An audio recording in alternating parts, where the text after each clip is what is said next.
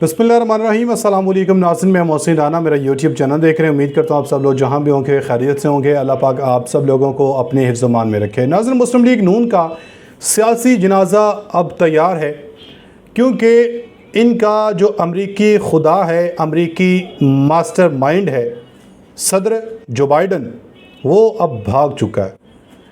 उन्होंने अपनी हार को देखते हुए, उनको अपनी हार नज़र आ रही थी, तो इसलिए अब वो सदारती दौड़ से ही बाहर हो चुके हैं। क्योंकि इस वक्त जो सदारती दौड़ में साबिक सदर ट्रंप हैं, डोनाल्ड ट्रंप, इनकी मकबूलियत में बेपनाह इजाफा हो चुका है। जैसे यहाँ पे पाकिस्तान के अंदर इमरान खान को जब गिरफ़्तार किया गया, इमरान खान को हुकूमत से उतारा गया, तो उसके बाद इमरान खान की अगर मकबूलियत ज़ीरो थी पहले इनकी हुकूमत की, तहरीक इंसाफ की, तो हुकूमत गिराने के बाद तहरीक इंसाफ की मकबूलियत में बेपनाह इजाफा हुआ। इसको पूरी दुनिया जानती है, पूरी पाकिस्तान की आवाम इस चीज़ को जानती है। क्योंकि जिस तरीके के साथ इमरान खान को गिरफ़्तार किया गया, फिर जैसे तहरीक इंसाफ को ख़त्म करने के लिए, तहरीक इंसाफ को क्रश करने के लिए क्या कुछ तरीके नहीं अपनाए गए। अवाम ने फिर 8 फरवरी को इस तमाम जुल्म का, तमाम मुजालिम का बदला अपनी वोट की ताकत से लिया, और अवाम ने बताया कि हम किस को अपना हुक्मरान देखना चाहते हैं। फिर इन्होंने अवाम के उस वोटों को भी मुस्तरद किया, अवाम के उस मैंडेट को ठुकरा के जाली फार्म 47 वाली हुकूमत पाकिस्तान के ऊपर, पाकिस्तानी अवाम के ऊपर मुसल्लत की। क्योंकि इनको पीछे से अमेरिका की आशीर्वाद थी, अमेरिका की सपोर्ट थी।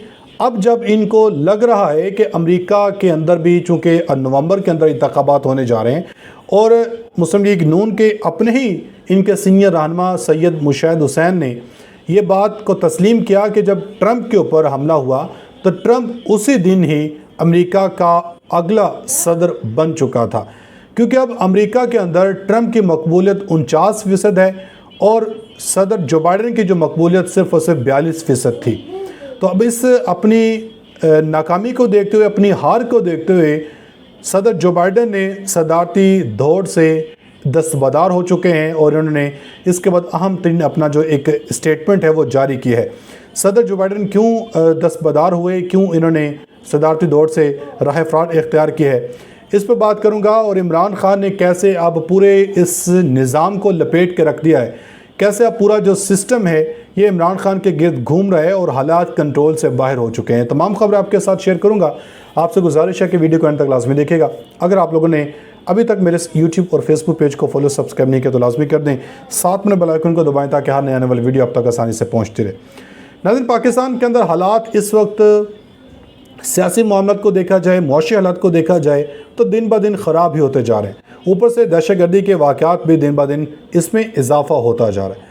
2-3 दिन पहले बन्नू के अंदर जो वाक़या हुआ, कोयटा के अंदर हर दूसरे दिन ही कोई ना कोई ऐसा दहशतगर्दाना वाक़या पेश आ जाता है।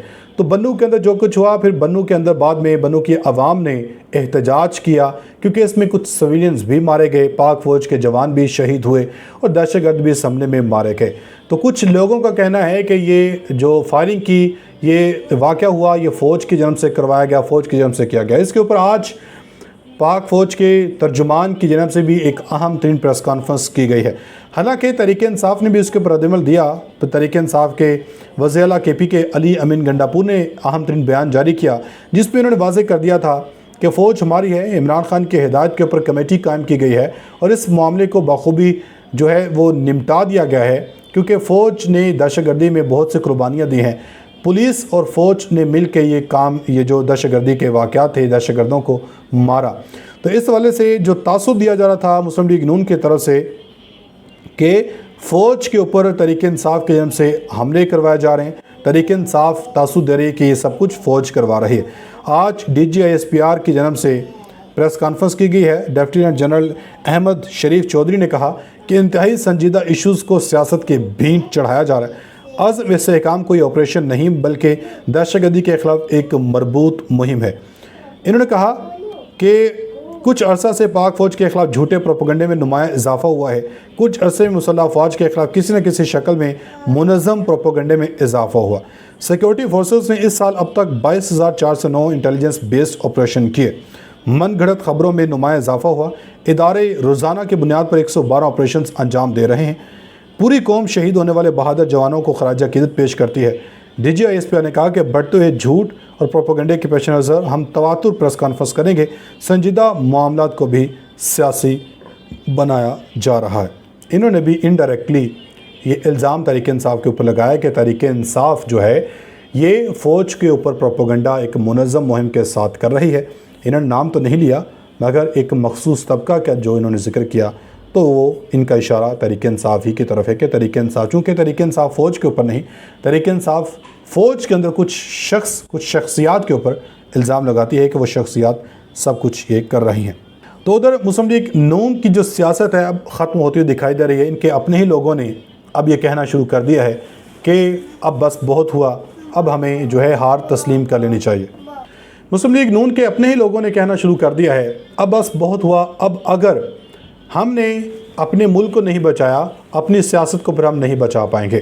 آپ ذرا دیکھیں، طاقتوروں کے خود ساختہ ترجمان کہہ لیں یا طاقتوروں کی کار خاص کہہ لیں، فیصل واڈا سینیٹر ہیں، سینئر سیاستدان ہیں، سابق وفاقی وزیر ہیں، انہوں نے بھی اب اس چیز کو مانا کہ جب تک تمام سیاسی جماعتیں نہیں بیٹھیں گی، تمام سیاسی جماعتیں بیٹھ کے مسائل کو حل نہیں کریں گی، اس وقت تک کہ مسائل حل نہیں ہوں گے۔ یہ کہتے ہیں کہ تمام سیاسی جماعتوں سے پوچھیں کہ ملک کیسے ٹھیک ہوگا، یہ کیسے یہ ٹھیک کریں گے۔ موجودہ دور حکومت میں 3 وزارتیں ایک آدمی کو دی ہوئی ہیں، ایسے میں کیسے پاکستان میں اچھائی ہوگی؟